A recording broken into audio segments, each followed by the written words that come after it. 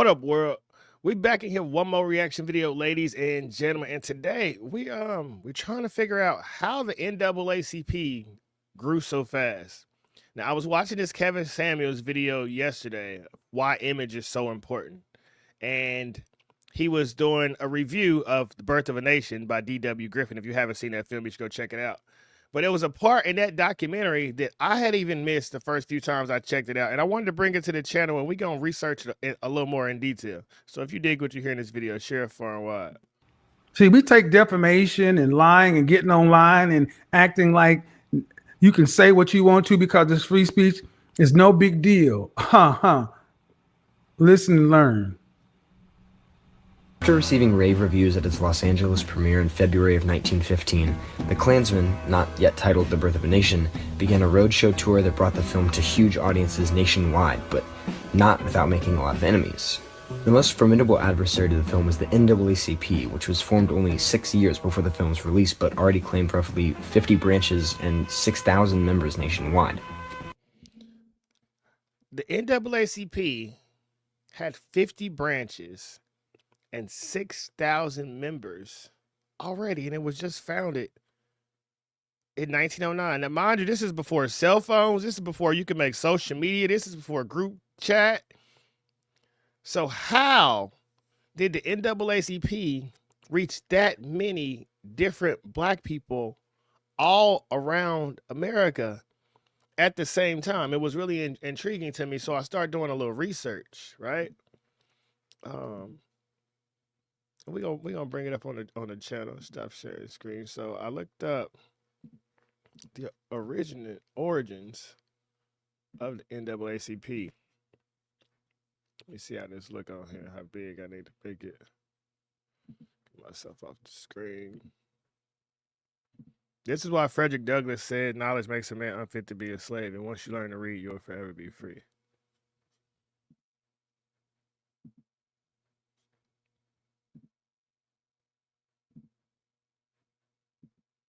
There we go.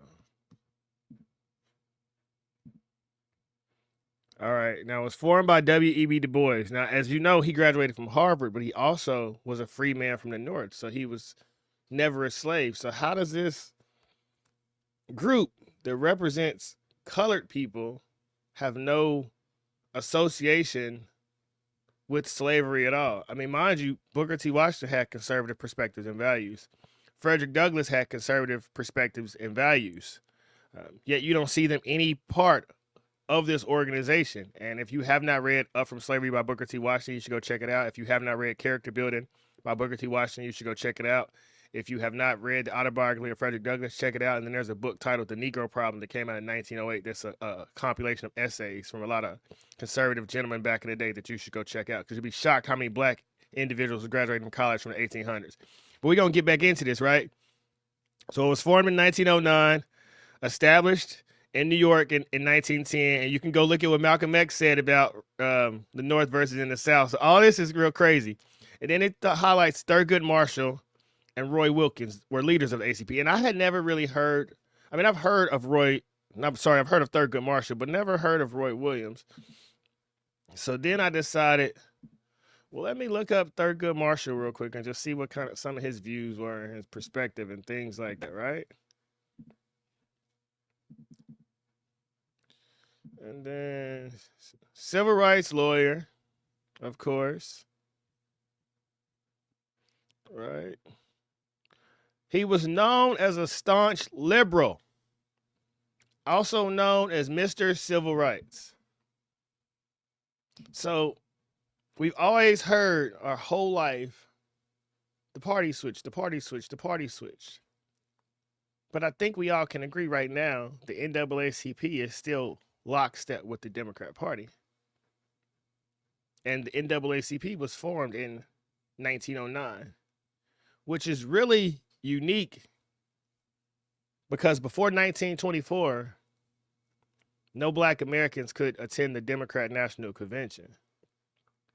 The masses of black Americans actually didn't start deflecting Democrat until 1932, when FDR was toting around that New Deal, and a lot of people thought they was going to get a piece of it. There's actually a book titled The Black Cabinet, which highlights how FDR played people. Let me see if I can find that book to put on the screen for y'all.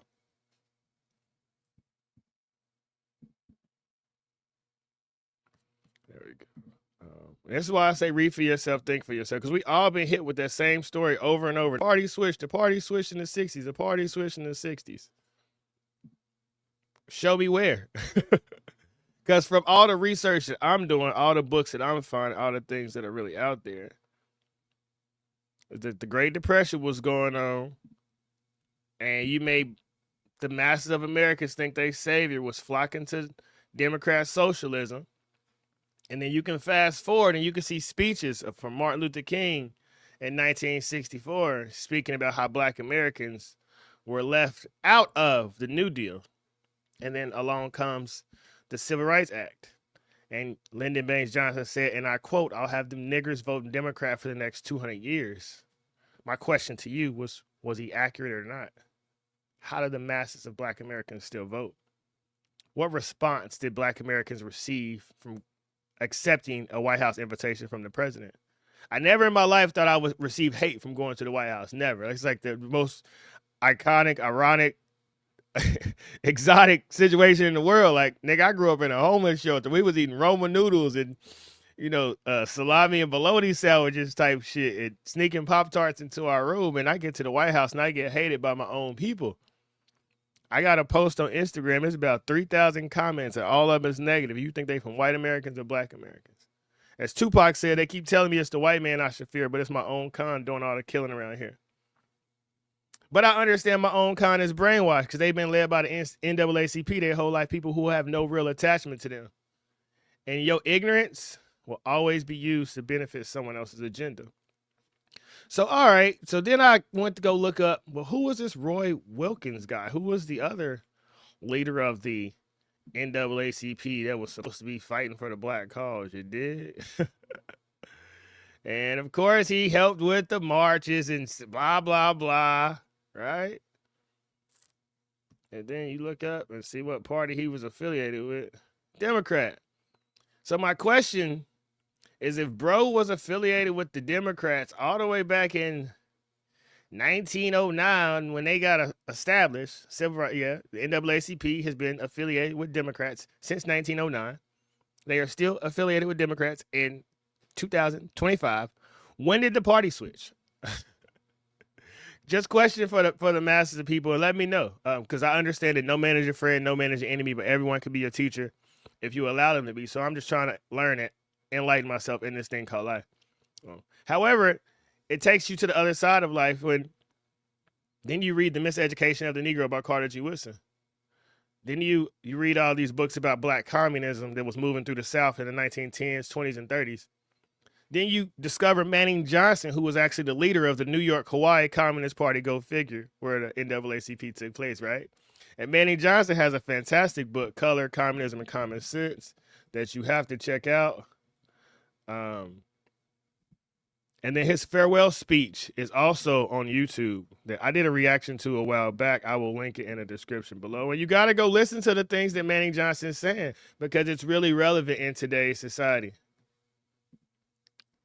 You also need to go listen to Malcolm X, The Ballad of the Bullet, 1964, when he said, you put them first, they put you last because you political chumps. And anytime you put 90% of your weight behind a political party and they can't keep their promises to you and you walk around proud of being a part of that political party, you're not only a political chump, but you're a traitor to your race. And Joe Biden said right in front of Charlemagne and said, if you don't know whether you should vote for me or Trump, then you ain't Black. Now, how many people still walk around proud to be a Democrat? You can see Charlemagne on TV every day still caping for him, knowing he got disrespected in his face. But the more you read, the more you know, the further you go.